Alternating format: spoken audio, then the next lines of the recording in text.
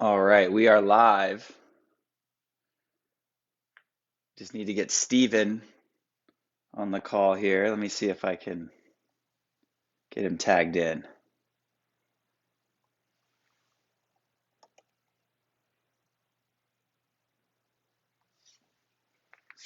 Today we're going to be talking about the dumb tax and how to avoid it. This is a really interesting topic, and let's see here, Steven.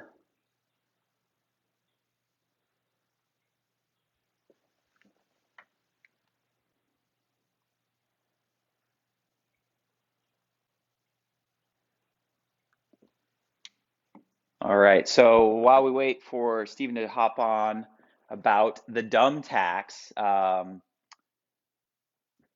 here we go.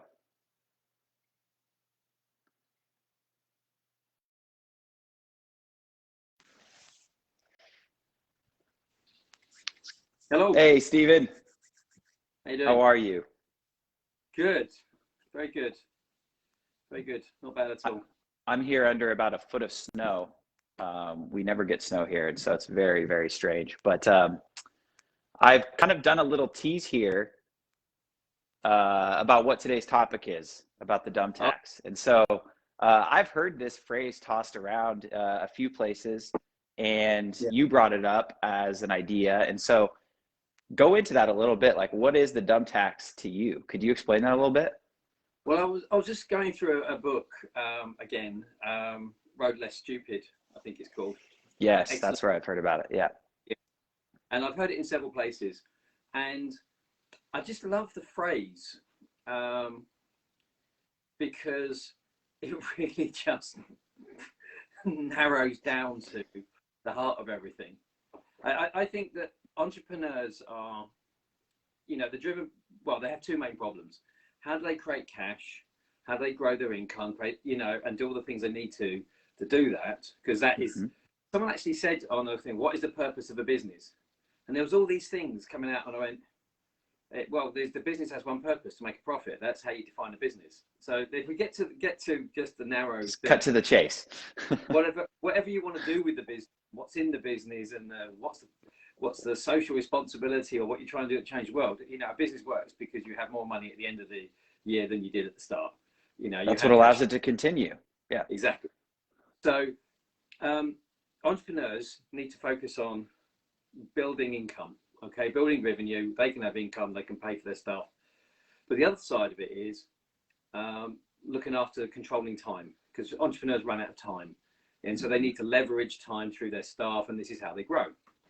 And this thing of the dumb tax is just cuts it right to the core of um, if you don't do certain things, or you don't look into certain things, you just pay a lot of dumb tax. Yeah. And when I hear that immediate, it's like, I want nothing to do with the dumb tax. Like, please keep that away from me. What do I need to do to not pay that? Because it Well, sounds like we'll the all, exact opposite of anything we want. yeah, and we will pay dumb tax, It's because inevitable. there's always something you go, oh, I wish I'd have known that. But there's stuff we can do to reduce the amount of. This is where you can do tax evasion and tax avoidance as much as you like. This is okay. You're saying this it's is okay to avoid, and yeah. this is the one tax where the IRS or my inland revenue won't come chasing you. Yeah. It's the smart thing to do to avoid paying the dumb tax. So yeah, I just it's and it's just I think it's a really good topic, because it just focuses you. How much dumb tax am I paying by not Yeah. doing stuff? When this topic came up, I started thinking of all the mistakes I made, all the missteps in my career. Like, oh, had I done this, maybe I could have figured this Yeah, out a little bit sooner. And so I was starting to kind of run the numbers in my head on that. And that's just the stuff, the wrong steps, right? yeah. I mean, so I'm going to put my hands up and say the biggest dumb tax I've ever. Well, I'll tell you about some of the times I paid some dumb tax. I created an app before apps existed. Wow. Cutting edge. I had Yeah, no idea. and this was on a CD, and it was interactive. A Coach CD-ROM. a CD-ROM. Yeah, Wow. you tell the wrinkles, and I paid for it. I got someone, a programmer to design it, and it was a coaching thing. So when you answer questions, if they wrote a word that had in the sentence, boom, it flagged up red. You clicked on it, and you went and got some coaching. It was like really back then. Oh, wow. Very cutting edge. Yeah, it was. It was like I was a genius, except I hadn't actually sorted out the market and how to market it, and actually everyone I showed it to hated it. All the coaches hated it. Mm. They hated it with a It passion. scratched your itch, but nobody else's, it sounds. Yeah, well, actually, it made them itch really badly, and they wanted. And I remember I was at a conference and I had a booth there, and that's how old school it was. And they literally, woman said, "What's this about?" And I showed it to them. They literally had some bags. She picked up her bags and walked off. Wow. No, thank you. So that cost me 20 grand years ago. I can't even remember how long ago it was. I think I've got one copy of it because I think I got rid of all the rest because it was That's so good bad. you at least kept it for memorabilia's sake. But the dumb tax was, and this has been the problem with my business, was marketing. Okay, I didn't want to look at marketing because I was interested in the production of trying to help people. So while I was Fulfillment. building ahead, I paid a lot of dumb tax because there was something I missed out, which is quite a big thing. But so I paid a lot of dumb tax because of what I've not wanted to do. So there's missteps, mistakes you make because you don't get people who are experts to help you. You don't hire the right person. You don't hire them at the right time. You don't have a plan. You get swept up in the enthusiasm of doing something. So there's all the things, the missteps. But the big misstep is you miss out doing something completely. So you don't actually do your business because it's never, you're never ready or it's never good enough. Or how many people have been working on a project and then somebody else has started something similar because both two or three people can see something. So you pay dumb tax for getting things wrong, but you pay a hell of a lot of hidden dumb tax for never starting the thing you should have started because we're scared of paying the this is a whole other side of it that I hadn't really considered. What is the dumb tax of not taking action and not moving forward? And I think a lot of people will say, well, I'm going to be smart here. I'm not going to move forward. I'm not going to make mistakes because I'm not going to move forward until I have clarity here, thinking they'll avoid that dumb tax of making the wrong misstep. But actually, they're paying way more on not even getting started. That's a really interesting shift. Yeah, and I was just thinking that because I'm working with a new client and I've been working with him for a month and he's got clarity in his thinking. He was getting in his own way. He was blocking himself. He was, all sorts of wrong motivations. And he's very successful as a businessman. You would say he's successful, okay? But the rest of his life's a bit messed up and he could have been much, much, much, much bigger because he hadn't gone outside of himself to check his thinking. So soon as very, very quickly, he was like, and he keeps sending me articles and pictures. This is the company I should have bought a year ago, and now look at it. And then I got one last week. I should have bought this company, and someone that should have been me. Coulda, woulda, shoulda. Exactly. And he's like, and I just said, don't worry, there'll be more. But he said, yeah, I know, and that's his dumb tax. Yeah. So it doesn't matter if it's $10 or $10 million. How much tax are you paying because you're not hiring the right person, the best person you can hire, as opposed to the cheap version where you sort of get going, but you're playing it safe. Yeah. Or you just don't hire anybody, so it just stays in your back of your mind as an idea because you're too scared to lose money. Absolutely. I think sometimes there can be a fear of like hiring the wrong person, and so therefore they don't hire a person at all, and then it can go on along for a while where they are waiting way too long to get that person into place, and so that's a dumb tax that's being paid that could be way steeper than bringing in the wrong person or a person that makes missteps, because that's going to happen. Yeah. There's another dumb tax as well. Just thinking to clients recently is that they will take action on lots of areas, but the one area that they find deeply uncomfortable or the one thing that is really, you know, scary to them, it's usually, let's be honest, it's usually scary. They won't take action on that. So I have a saying, you know, the one thing you won't do controls the results of everything else you do. Love that. Yeah. So it's what is the one area that makes you so uncomfortable that you try and hedge around it? You try and pretend it's not there. Or the one conversation that you don't want to have. I've got a client at the moment, she's just not having one conversation. She's holding up everything else because this is the thing. She's scared of the result. But she's done all this other work, feeling that she's making massive progress, which she has massively, but she just needs to clear this one thing out of the way and then it will fly. But that's the bit that she's insisting on. And so by avoiding that, I guess that's a form of dumb tax that's being paid ongoing. It's like, these are the things that, it's another way of saying that, they're controlling your business by paying that dumb tax because you're not getting the right person into place. And I think what I'm hearing also is the way to avoid dumb tax on kind of both ends is to take action, but bring in the right experts to help you, because that's going to allow you to take the right steps, but also take steps. So the client I was telling you about, the one who's holding himself back in his business, he came and started working, and then he said, right, I'm going to work with my top team as well. Now go, bang, do it. Yep. Because he recognized what he was doing and different versions of that in other people. So he said, I'm not doing this anymore. Because, and this is the thing about taking action, is that when we have to do something, we feel the cost, whether it's time, whether it's money, whether it's risk, reputation, looking stupid. I got another client who doesn't want to delegate, for example, or didn't want to delegate.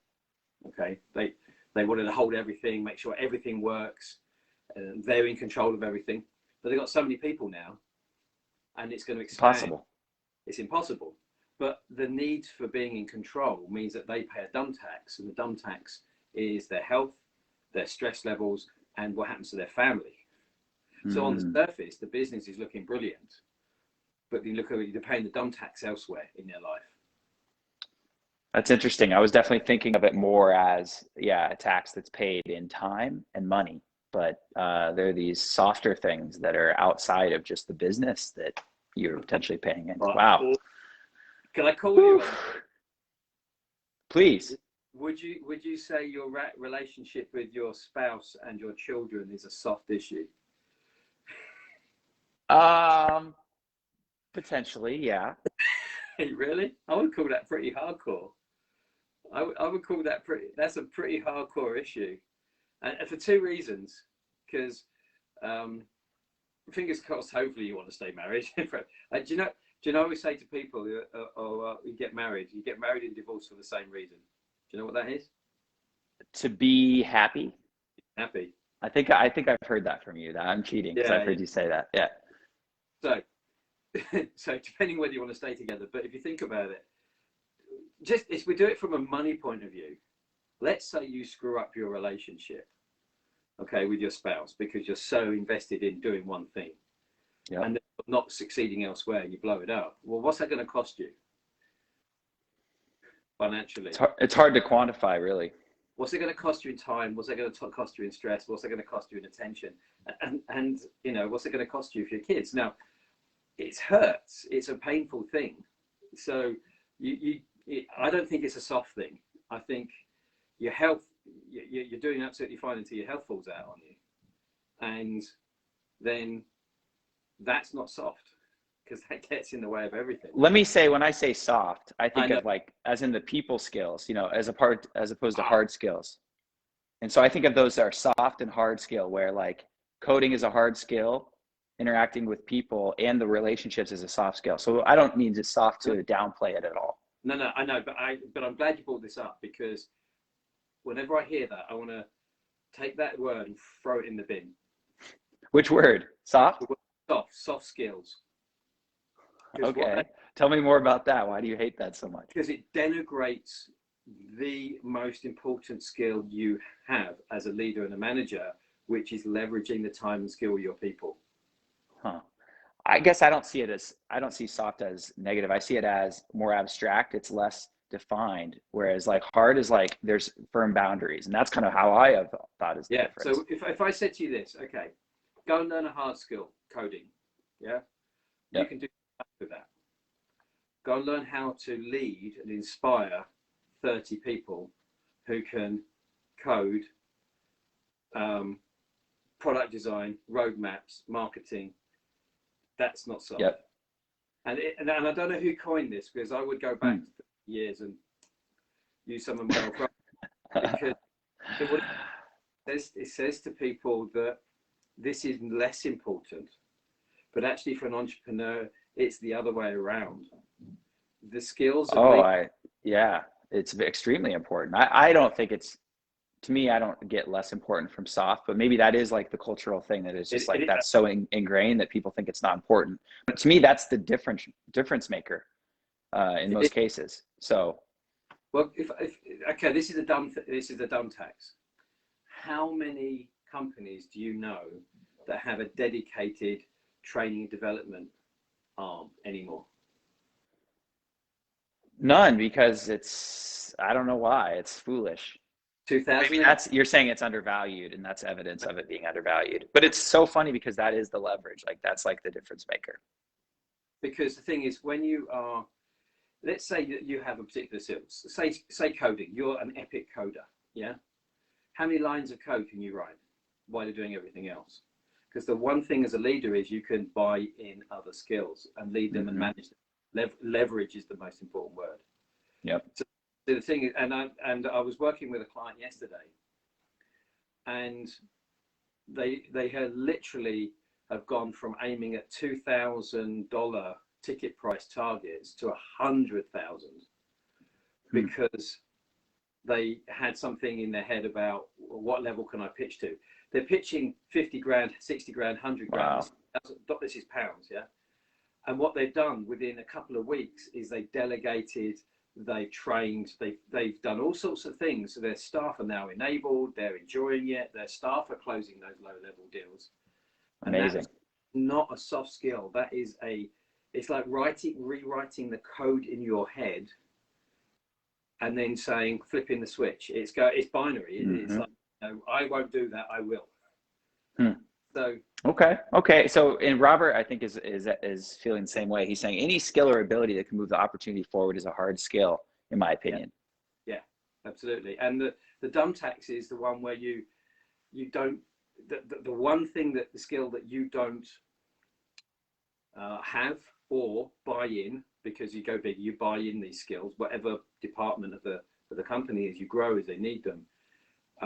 If you don't have that right person at that right level, you're going to pay a dumb tax somewhere down the line. But I was saying, what you feel is the investment is going out. We absolutely feel the cost of spending money or making a decision or spending the time on something. But what you feel that, and that makes you go, oh, because you watch your bank account going down, or you think I could be doing this when I'm doing this dumb thing over here, which I'm doing. It feels like the most obvious way of paying the tax. It's like very front and center. Very front and center, and you don't want to pay it, because it's nice to have a bit of amount of money in your bank account, whether it's your own personal money or it's the company money, because you feel safe, and it hurts to cost.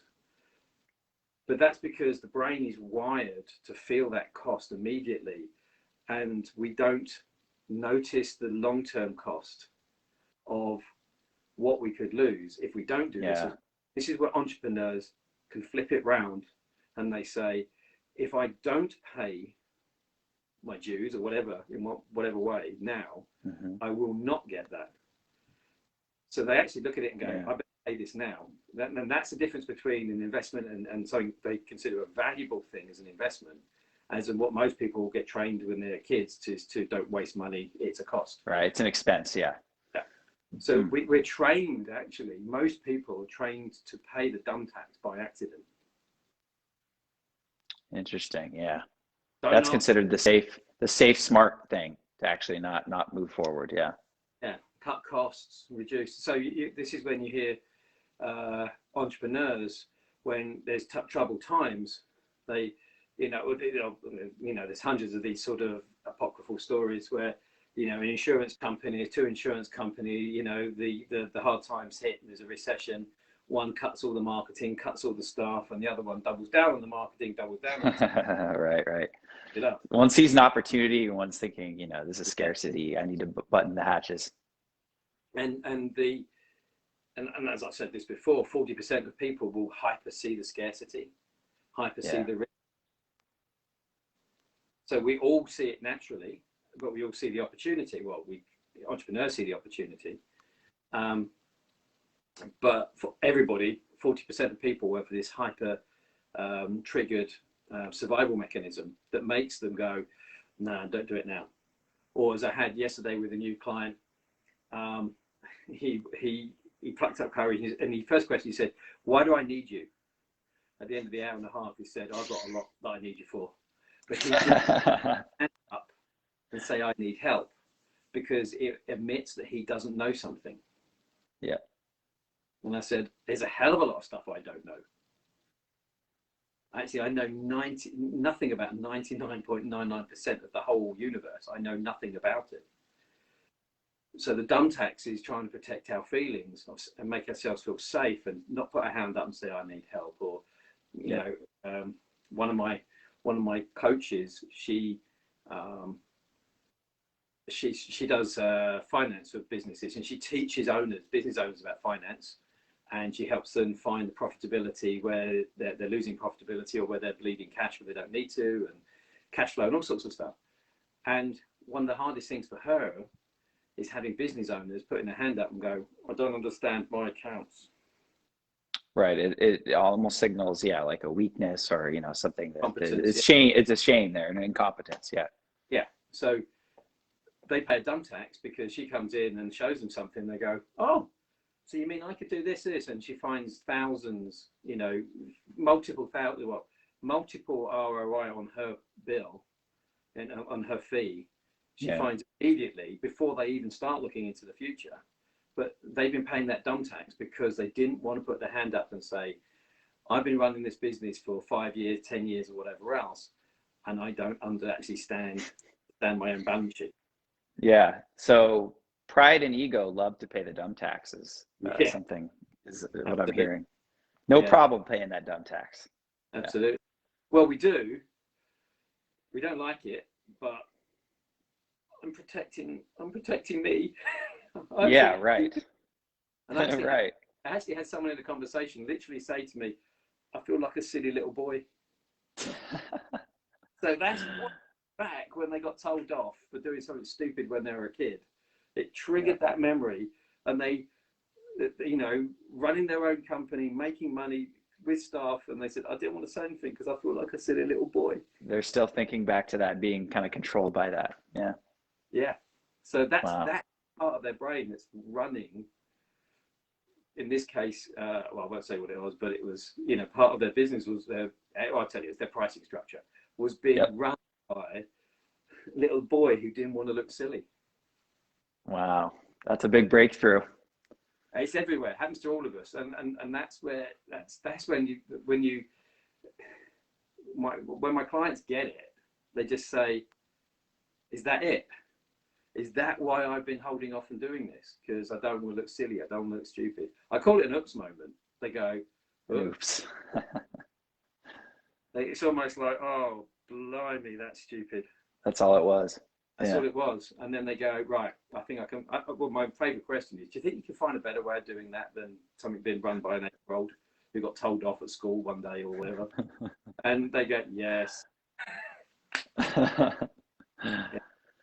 So with the dumb tax, is it something that we can ever fully avoid? Like, is there ever a way to become tax exempt and, get that permanent status? Like, what are the tactics we can do to mitigate and minimize this as much as possible? That's a better question. I don't think we can avoid it because hindsight's lovely, Yeah.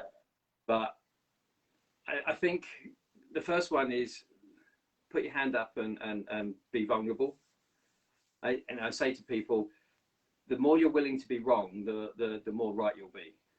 That's a great phrase. Because if you're saying, this is my idea, and you hire some good people who should be guiding you on their expertise. They should say, I think there's a better way of doing it. And you go, damn, you're right. That's why we hired you. That's why he hired you. Yeah. But my ego's gone, I am not the font of all knowledge, but I hired somebody who actually is the expert in that. They gave me a better solution. Therefore, they tell me, and I still get to make the choice to follow it or not, but I get to be right more often by being wrong. And I love it when someone says to me, I had an idea. And I think, and then even if their idea is not as good, you know what happens to ideas? An idea plus another idea ends up with something completely, well, how did we think of that? But that's the best one. So that's creativity. Yep. So putting your hand up and saying, who's got a better idea? Who's got another way of doing this? How can we do this faster? How can we do this simpler? How can we do this more effectively? How can we do this to improve it? Yep. That's good. Yeah. Just kind of asking, almost crowdsourcing that. Who's done this better, faster, stronger? Who can help here? And just admitting that it can be better. Whatever you have here can be better. It's always the case. And pay for it. You know, you get what you pay for. Again, coming back to the dumb tax, like cheaping out, you know, in some situation that can be a huge dumb tax that you're going to pay for later when the technical debt is just huge because you cheaped out on the dev. And you don't have to pay for it all up in cash up front. You can actually say, well, you know, you get a return on the percentage of this if you want to, or you know. Sure. So there's different ways of paying for it if you're cash poor at the time. But think like very successful people do. And they don't sit there overnight and go, oh, how do I do this? What they do is they go, who can I get to do this? Who can do this for me? Yeah. Who can help here? Yeah. That's everything. So put your hand up, find people you can leverage who know better than you. And I think the other thing is just the third one is be prepared to risk and make mistakes, but, you know, correct quickly. Yeah. Yeah. Be okay to going, this ain't going to work, you know, 100%, but 80% working is better than 0% because you never did anything. Yeah. I'm thinking like a misstep that you quickly correct is the cheapest way to pay a tax here potentially, because you're at least taking action and, you know, you can quickly correct, but sitting there wondering and kind of not taking any action at all is going to be the steepest form of tax, dumb tax. Suppose on that, then that takes us to the worst word in the world, which is perfection. Perfection is expensive because perfection is about fear. It's got to be 100%, 100%. And I don't know anything that works 100%, especially percent the first time it ever is created. Yep. So the longer you're waiting for that perfect to arrive to either move forward or ship it or whatever the case is, whatever you're waiting for, that is a huge dumb tax that you're waiting to not, you know, go to market and be creating revenue. Yeah. So it's a soft skill. Thinking is, I'm gonna have to rebrand that. I have been unintentionally like, you know, throwing shade at these very important skills for a long time because they are clearly very important, and to call them soft, I did not mean that they are not important. But that's the problem. I was, you know, literally working with some new clients, and they said in an hour and a half meeting, they went, "Wow, my thinking has changed so much." Not that I'm telling them what to think, I've just questioned them on their thinking. Pure coaching, and they've gone, "Wow, we can then." And they said, I'll get back to you because I've got so much to process and so many things I now want to do. They create an action plan of just changing how they were thinking about something. So the reason I picked up on the soft skills a bit is because it's denigrated deliberately or by accident, but it's become a cultural thing. Yeah. And it's become, if you get 6 bright people in a room to focus on a problem, some people look at that, oh, that's a waste of time because we're having a meeting. But you're focusing 6 bright people in a room who could be going and working. What will they come up to make sure that every bit of work that's then done is good work? That's the very big. high odds that they're going to come up with something because, you know, Yeah. they're optimizing their own job in that case. Yeah. And when I'm saying to people going from solopreneur to being a business leader or even a business owner, it's like, I say this on a regular basis. Your job is not to do, your job is to think, so you leverage other people's ability to do. Mm-hmm. And the higher up you go, you leverage other people's ability to think, which then leverages other people to do. And the bigger the organization, the higher up, your job is to take your bit of knowledge and apply it, but also then the skills to lead other people, get the best out of other people, have the best ideas, to work on something when normally they would have given up till they get the answer. That's why I have a problem with the soft skill stuff, because if you take away leadership, you take away desire and motivation, you have nothing, because we don't do anything. Oh, it's so critical. Yeah. Yeah. So if we bring this back to the dumb tax, the dumb tax is I'm too scared to do something. And that's because your motivation is conflicted. You want to do something, but you're too scared to make that leap, to make that choice, to make that decision. Yep. And that's the biggest dumb tax of the law, or just not living up to your potential of what you could do. That's in my book. I think that's definitely changed how I think about the dumb tax. It's not about the wrong steps, the missteps. It's about not taking steps and not moving forward at all. And so I think that's really given me some things to think about, the times that I've maybe not moved forward for various reasons. I mean, all the many reasons on a project because of whatever, doubt or waiting for perfection. And so, man, that dumb tax likely dwarfs the mistakes I've made over the years. And so that's really food for thought. Oh, and I tell you, I've paid a lot of dumb tax from not taking action. So everybody's running the numbers right now, man. Yeah. It's not like I don't want to run the numbers anymore. But yeah, what I want to do is I want to push hard on things that I've never done before, because I know that I've had advice from so many people to say these are the right things to do. Got to make it right for my business, but time to do them. And it's painful when you look back and go, oh, wish I had known this. Actually, I did know it, but I didn't want to implement it. So I've done tax. But do your best. I think, when I talk about the dumb tax, I think, we do normally talk about the mistakes we've made or the things we've done without getting consultation on, how to do it well. But I think the never doing stuff you could do is when you pay tax by far. Yeah, that's a great takeaway for today. I hope whoever's watching on the live and the replay are getting this down on notes. Stephen, I think we're at time for today. This was awesome to come on again and talk about this like we do every week, aside from last week when I was sick. I'm back. We're back. And we'll be here again next Wednesday. Thank you, Stephen. Good to chat. Take care, everybody. Always. Bye, everyone.